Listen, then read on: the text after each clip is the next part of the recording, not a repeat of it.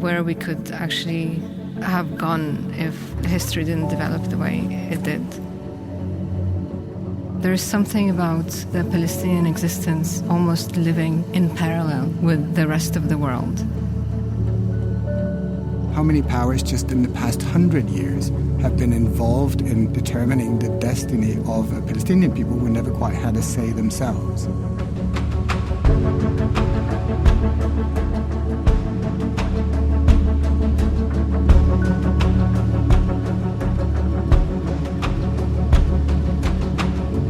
Welcome to a podcast from Amos Rex, a contemporary art museum in Helsinki. My name is Kieran Long. I'm the director here at Amos Rex, and I'm really proud to introduce today a podcast conversation between three people. This is the first of two episodes, and this episode has the title Trauma and Identity.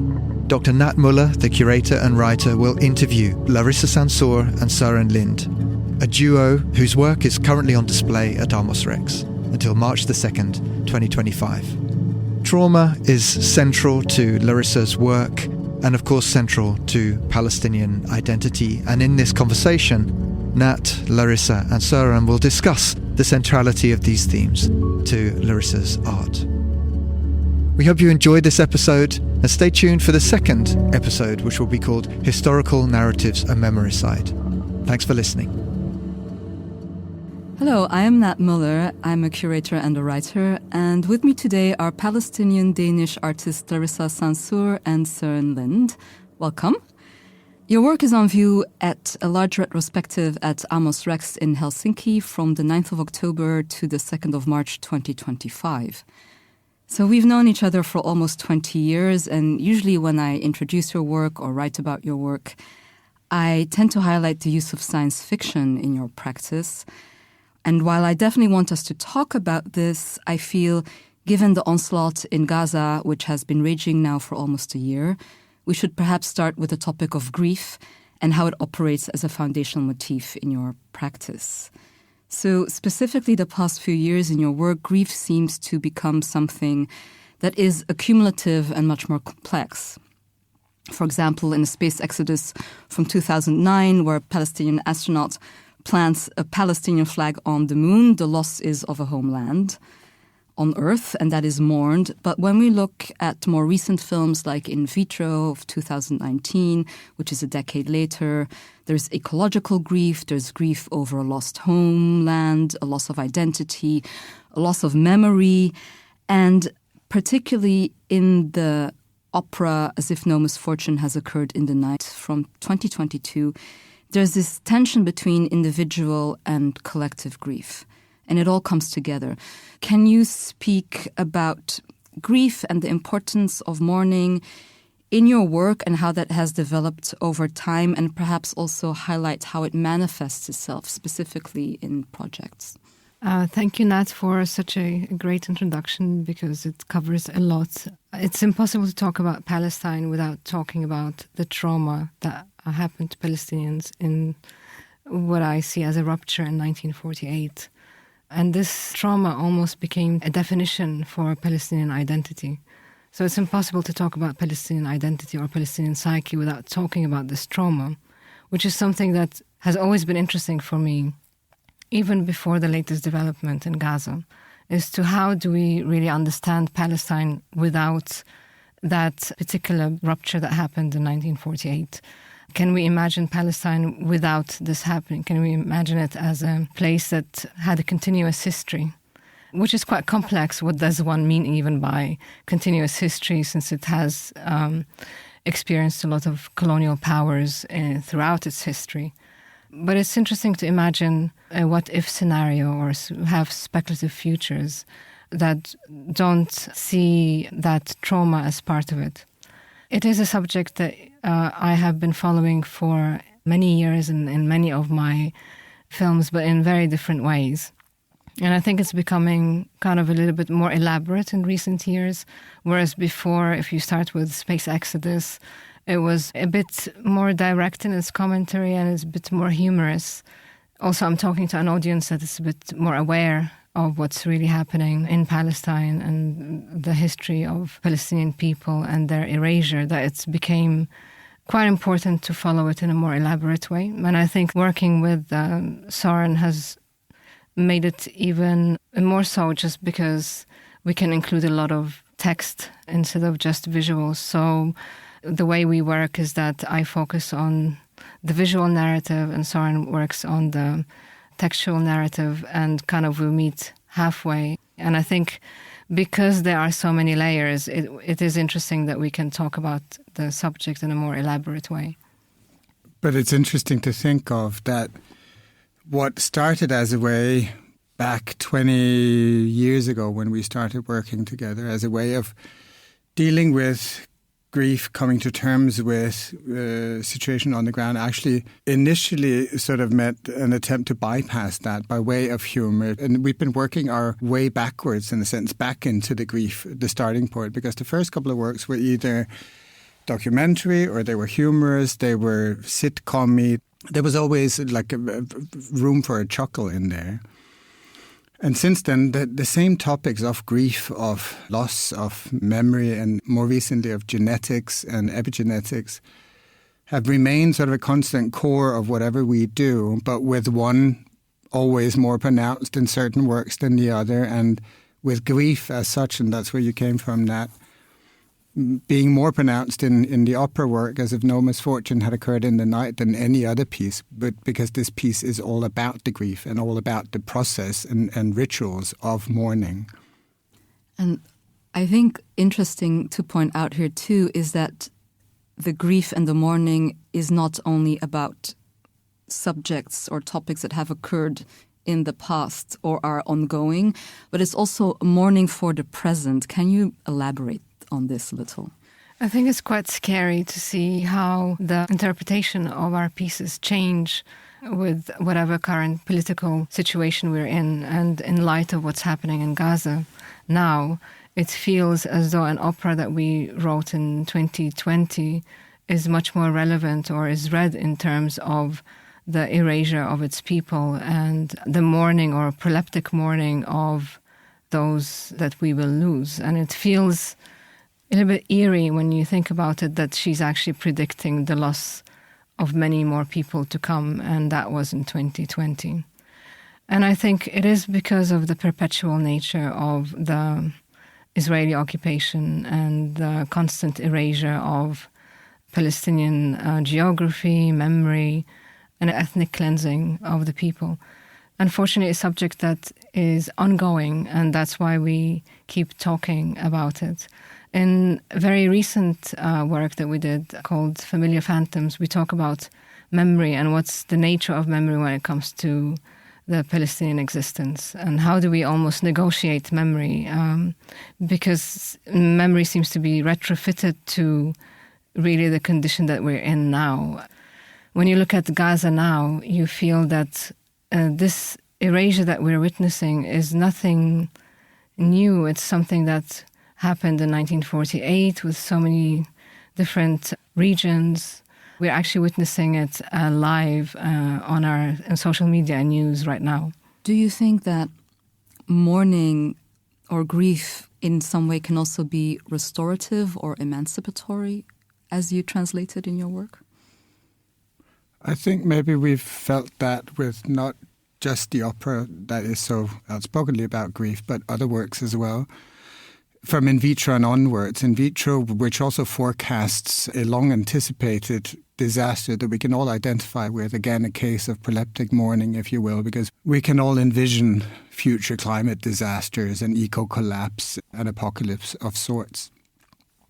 And because of the abstraction, we've deliberately tried to sort of maintain a core of Palestinian situatedness, but abstract in the concepts discussed in most of our work recently, which of course also makes it possible for everybody else to read their own tragedies and their own ruptures into our work, giving it sort of an extra dimension and an extra sort of openness to interpretation globally.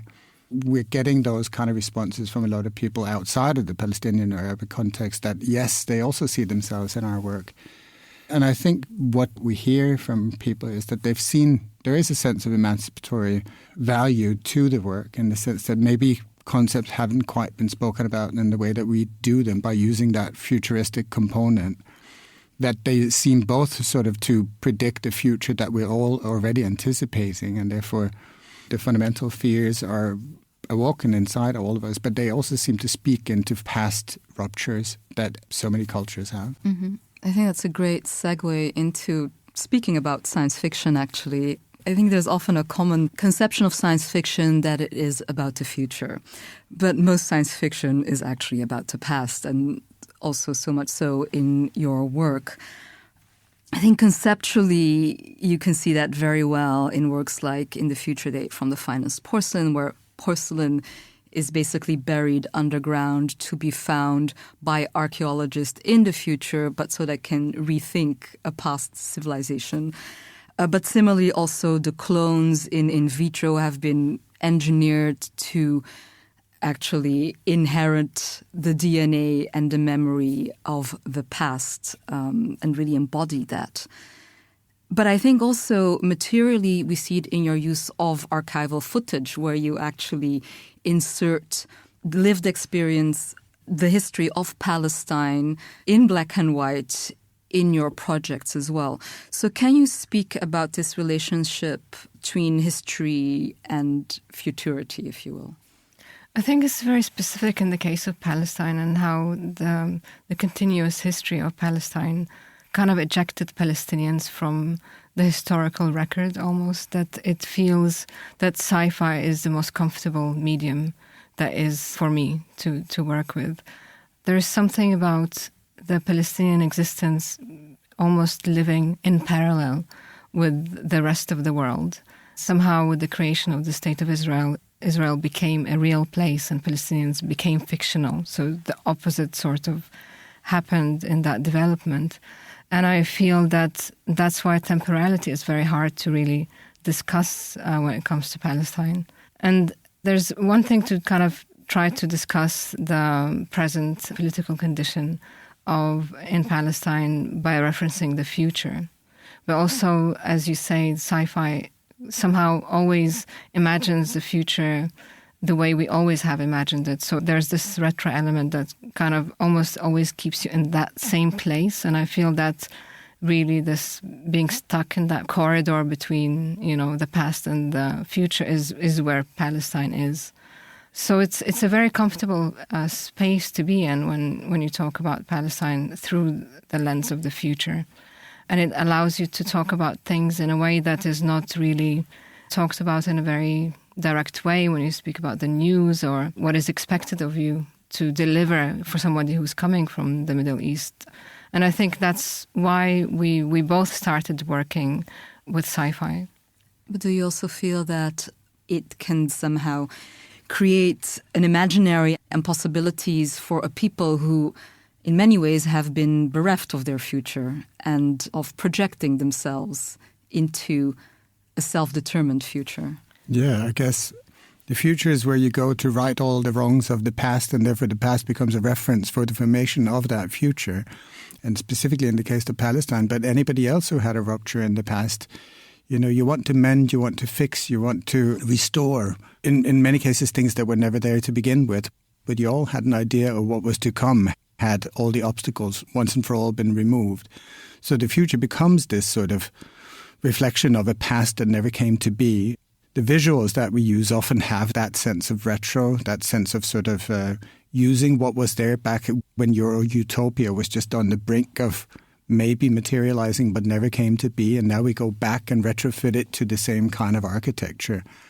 In vitro is one example of that, where we go back to using a brutalist setting, and we do tend to use that sort of the naked canvas of the brutalist concrete architecture is a reference to the past, but also a reference to the utopias of the past, in a sense. Mm-hmm. And Larissa, you previously mentioned the impossible positioning of Palestine within temporality almost. And what I feel that's also very prevalent in your work is this dissolving of past, present, and future, right? Even if we're in an imaginary future, there's always these flashbacks, there's archival material that keeps on introducing itself to, again, place or yank ourselves from that particular futuristic moment and somehow wave to us, but look, there's this past as well that we need to reckon with. So in many ways, the past always encroaches on the present and the future, but paradoxically, the future seems to determine the past as well, right? As what Søren said earlier. So can you, in a way, talk a little bit about this refusal of linear temporality a little bit more? You know, what are its politics and what are its possibilities, conceptually speaking? I think the easiest way of talking about Palestine that you see in documentary and most mainstream films is the kind of social realist rendition of Palestine. But what it brings with it is this idea of authenticity.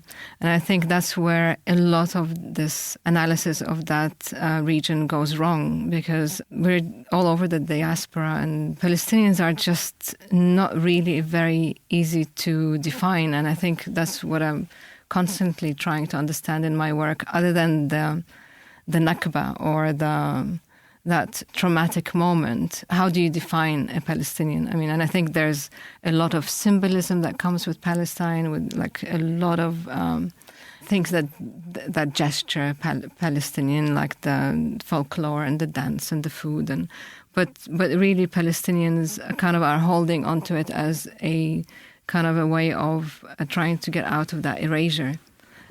So for me, it's always kind of problematic to even try to define what a Palestinian is. So trying to use a futuristic setting gives those possibilities a chance of trying to kind of talk about this issue in a completely different way than what could be perceived as the most direct way of talking about it.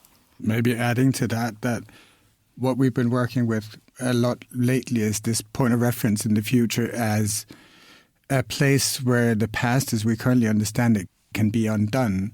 And therefore, with that, the entitlements that a certain understanding of the past give you to, say, land ownership or dominance or definitions or historical understandings in the present. So it's this kind of sort of dialectics as well, in a sense that we must come to, like, things now are not looking great. Let's come to a point where all of a sudden we can undo.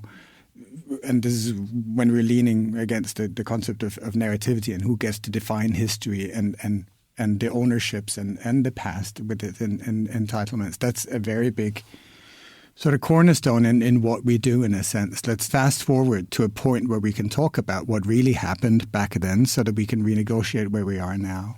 It's almost really actualizing Edward Said's idea of permission to narrate, right? It's really, in a way, also claiming that voice. Mm. Your work very often invites us to rethink history and how history or historical trauma is not only told, but as you also mentioned, Søren, inherited from generation to generation in terms of epigenetics. And we see this in works like In Vitro or As If No Misfortune and in Familiar Phantoms too. So perhaps this is an opportunity to talk a little bit more about this idea of intergenerational trauma and how it is embodied. And to use a word that is often used in trauma studies, how do you work through that trauma in your practice? Yeah, it's a difficult question because, I mean, a lot of what we do, I think, is sometimes we get the question of, is it cathartic? Usually our films are quite bleak in that sense, but it's not bleak in another sense because you're taking control over your narrative. So in that way, it is offering something new, I feel. And it is taking control of that narrative. It is trying to imagine where we could actually have gone if history didn't develop the way it did. I mean, the problem with epigenetics and why we find it so interesting is that seems to suggest that, you know, the intergenerational trauma does not rely on any kind of spoken word or narrative handover of these trauma. These operate below the level of consciousness at the genetic level. And that also comes with a certain sense of defeatist, deterministic understanding, in the sense that how can you possibly negotiate these traumas if they operate at a level you don't have access to? There's still traumas, like the traumas we know from other sources, and that means that the awareness that these traumas do bypass oral history just makes us understand that we need to be aware of their presence, regardless of whether or not we feel responsible for placing them there. So they're not out of reach for us. There's still traumas that we can negotiate the way we negotiate traumas. We just need to understand that there's no way of silencing them. Maybe that's the thing. We're powerless in the sense of transferring them. They come from generation to generation. But we can still, of course, handle them with the therapeutic means that we have at our disposal anyway. But I also think that films like In Vitro, for example, show how much trauma and identity are intertwined in a certain aspect. And that is very true for Palestinian identity and many other people who have had this experience of generational trauma. Can you speak a little bit about this idea of traumatic identity, if you will? It's hard to get away from it as a Palestinian. And I think a lot of that trauma also becomes almost a copy of a copy. So that's why epigenetics is something that we keep on coming back to. A Palestinian who was born outside of Haifa, where they came from. Imagine Haifa, something completely different than what their parents have told them to, but they feel that they have lived through it, that they completely understand what Haifa is. And this idea of what somebody who has experienced trauma understands of their place is also very problematic. I was born in Palestine, and people who kind of mentioned the city that I'm from Bethlehem, who have never seen the place, imagine it to be something of a fairy tale. And I lived through under direct military occupation. Disconnect between somebody who is actually experiencing that trauma and somebody who has inherited that trauma is something completely different, but doesn't mean that they don't carry that trauma.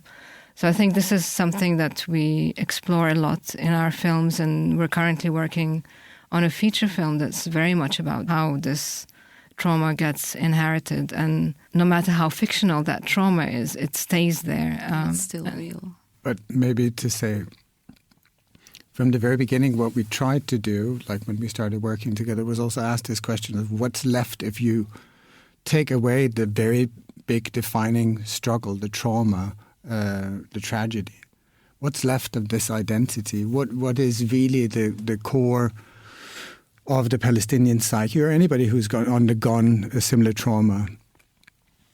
And that was interesting because you realize that, of course, like there's something self-negating or self-effacing about the traumatized identity. It doesn't want to accept this. It's all it has. It taints any kind of outlook, yet it also doesn't want to be identified or pinned down on that note alone. But what is left becomes this sort of artificial mashup of various sort of cultural signifiers that maybe then receive a little bit too much emphasis. We're the people who this, or stitch like that, or dream like this, or whatever. You try to make a positive thing, but maybe all these factors are so secondary to that traumatized identity that they can't even carry that identity by themselves, and therefore come across as slightly artificial, or even museum-like, as we've tried to sort of present in some of our earlier work. This was the first of 2 episodes of a podcast conversation between Nat Muller, Larissa Sansour and Søren Lind. We'd like to thank you for listening, and make sure that you tune in for the next episode entitled Historical Narratives and Memory Side. My name's Kieran Long. Thanks very much.